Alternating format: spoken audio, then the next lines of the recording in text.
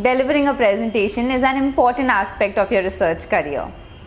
If you are pursuing any form of research or writing a technical paper, or you are in a degree program, be it undergrad, master's or PhD, you will have to present your research or project work in the form of a presentation. So how do you prepare and deliver an impactful research presentation?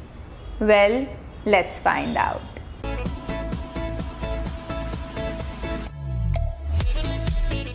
Hi everyone, I am Neha Agrawal. I'm the founder of WiseUp Communications, and in this video I'm going to walk you through the step-by-step process that you should follow to deliver a powerful research presentation. This could be for your final year project, thesis defense, or even a conference as well. So let's begin. Now the first thing is organizing your presentation. So even before you start preparing the slides, it's important to understand what exactly is going to be the content of your presentation. So similar to a research paper, your research presentation also have those sections, which is the introduction, the materials and methods, the results and discussion, and the conclusion section. Now you can also have additional slides of acknowledgements and references towards the end. While I would strongly suggest that in the beginning you add the agenda or the content slide, as it really sets the expectation for your audience right in the front. Now coming to each individual section. So for the introduction section, the first thing you need to do is lay out the background of your study. And after that you deep dive into the literature review. Basically, what other researchers have achieved in that field so far. Once you have established the literature review, then you talk about your own research. So basically, what is the research gap that you've identified and what is the objective of your study. Now, if you wish to know in detail what does research objective mean, what does research gap mean, I've actually made a detailed video about it before, which is called How to Write a Research Paper. So you can check that out. Next comes the materials and methods section. And here you're supposed to share the methodology that you have followed in order to arrive at the results. Now generally in a research paper, what do? We write it in text, correct? Step-by-step process that we have followed.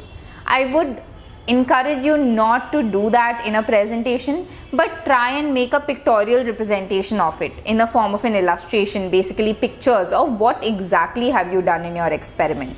That way it will look more attractive. Once you've completed the materials and methods section, we now come to the results and discussion section. And here you're supposed to list down your results in the form of figures, graphs or tables. And along with that, you put few lines of comments on each result, basically attaching a meaning to each and every result, and that is called as discussion. So my tip here again would be to not write long sentences. Try to keep majority of the slide with the pictures, with the tables, with the figures that you are adding. So majority of the slide should be occupied with that. Just few lines of comments on each picture, on each graph would be enough. And finally comes the conclusion. And here you can summarize your achievements, novelty of your research, and the scope for future work. So now I hope you're very clear with the content part of your presentation. Basically, how are you going to organize it?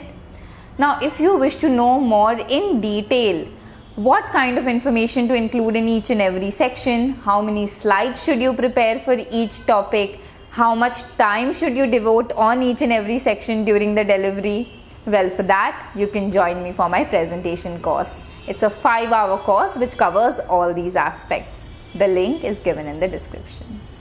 Now coming to the next part, which is presentation design and preparation. And this includes your template, slide text, and most importantly, the figures and the pictures that you include. Coming to the template, the first thing you need to finalize is the slide design. And here I would highly recommend that you choose a slide design which is professional yet simple at the same time. Make sure it doesn't occupy a lot of slide space because you need that space to include your information. You can also choose a color scheme as well for your entire presentation and stick to it. Coming to the slide text. Now, one of the most common mistakes I've seen researchers make is including a lot of information on their slides. Guys, please don't do that. Nobody ever reads information from the slides. So whatever key points you need to include, make sure you do it in the form of bullet points. That's it. Have few sentences on the slide so that anybody who wants to understand what those pictures are for, they can refer to the bullet points. In fact, it will even help you to deliver your presentation, as these bullet points will give you a hint as to what are you supposed to speak next. And finally, coming to the pictures. So when it comes to the pictures, make sure you include high quality ones. Do not use watermarked pictures, and whichever pictures are not original, basically which are not yours and you're taking it from another source, make sure you cite the source. This is extremely important when you are delivering research presentations.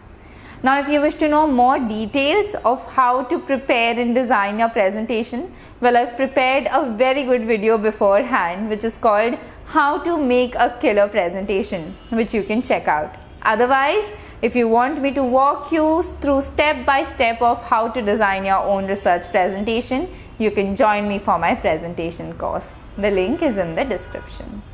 And finally, coming to the last but the most important part of a research presentation, and that is delivery. Straight away, let me tell you some of the most common mistakes that researchers make while delivering a presentation. First is the speed with which they talk. Now, what happens is that most researchers have spent months, if not years, working on their research project. And then you just give them 10 minutes to present their research. So what do? In order to crunch in as much information as possible in those 10 minutes, they speak really fast. And by doing that, they feel they are doing justice to their research. But what they don't realize is that the audience can't follow anything. So what is important here is to share only that much information which can be delivered in a very slow and calm manner so that the audience can understand properly. Now, another common mistake that most researchers make is speaking the research language when delivering the presentation. Now, whenever we have to deliver a presentation, what do? We prepare a script, we learn it up and we deliver it, right? Now, what happens with researchers is that when they are preparing the script, they write it in the same way as if they write a research paper. Now, what you need to understand is the kind of language that goes in a research paper and the kind of language that you use when delivering a research presentation can't have the same vocabulary or the same level of complexity. You need to use simpler sentences with simple vocabulary so that people can follow. I'm not saying you don't use your technical terms, you don't use your research jargon. Do that, but overall sentences that you prepare, it should be short and simple for people to understand.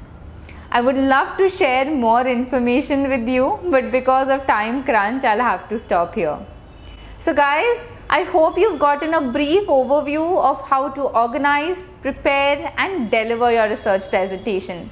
Now, if you wish to learn all these things in detail from me, please join me for my 5-hour presentation course.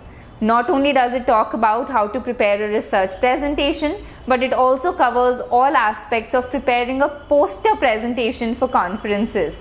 If you wish to know more, the link is given in the description. And now, thank you so much for watching this video, and I wish you have a fantastic research journey ahead.